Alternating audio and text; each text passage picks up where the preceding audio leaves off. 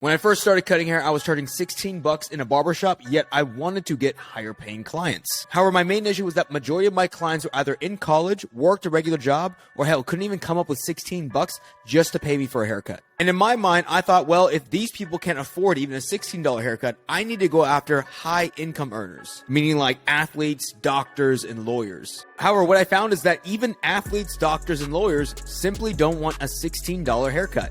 So I kind of altogether gave up on just focusing on trying to get those people in my business and instead just focus on growing the business organically. Now, 3 years later, I was charging $150 for a haircut, but I wasn't cutting the athletes, the doctors, or even the lawyers. Instead, I was still cutting the college kids and the people with the regular jobs. Barbers thinking that they need to get athletes, doctors, or lawyers, or high income earners in order to charge high prices. Now, the big eye-opener for me was that regular people spend a shit ton of money on expensive things every single day. Think like clothes, jewelry, cars. And to be honest, there is no market that you should be looking for, but instead a problem you should focus on. And what I mean by problem, a problem is somebody's haircut that you can solve with your skill set.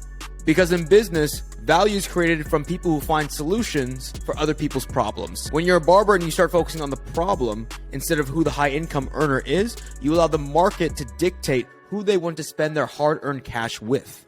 And to be honest, doctors, lawyers, majority of the time, they don't really give a fuck about how their hair looks. And athletes just want to make you their little bitch, because they have a plethora of their barbers in their DM saying, let me cut you up, bro. You'll have a much wider pool of potential clientele, as well as these people are actually very quality individuals, very quality clients to input into your business. And all you have to do as the barber is focus on solving a specific problem instead of trying to find the right people who have enough money to pay for a service, because that's kind of dumb when you think about it. Now, I run a company called The New Era Barbering that helps barbers scale their monthly income up to $20K per month and charging upwards of $100, $200 a haircut. And about 2 years ago, I had one barber who was interested in working with me inside the program. Now, when we first hopped on a call for him to join, he initially thought all he had to do was get over his fear of raising prices and just raise the damn thing up, and people would respect it, and he would somehow have a $20K per month business. So, of course, he just ended up not joining because he's like, well, I can just do this shit on my own. So he was charging $40, and he went to $65. And he went from having a somewhat mediocre clientele to then only cutting 5 clients a week. To put it in short, he broke his business, and after suffering the consequences for a while, he eventually came back and joined because he just didn't know what the fuck to do with his business next. Now, because he broke the business at 65 meant that we had to drop him back down in pricing, but not to 40,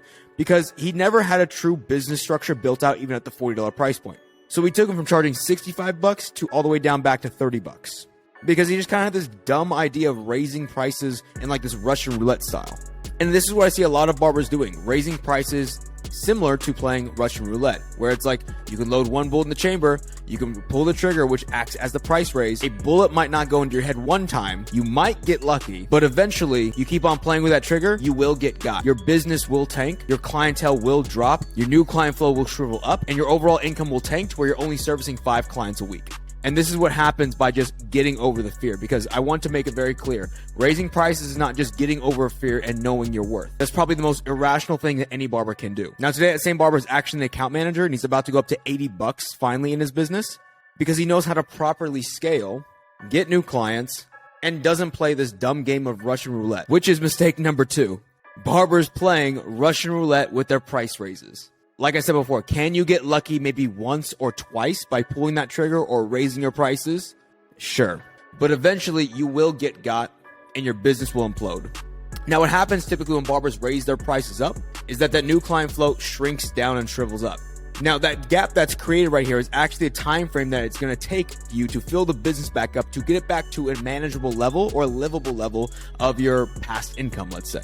And when you raise prices like this, I mean, there really is no strategy behind it. Literally anybody could do this, and this is why a lot of barbers fail, and a lot of barbers have fear behind raising prices. Now, this is why you'll see a lot of barbers who raise prices up, stay at those price points for a long period of time because they just can't scale any farther. They literally broke their business.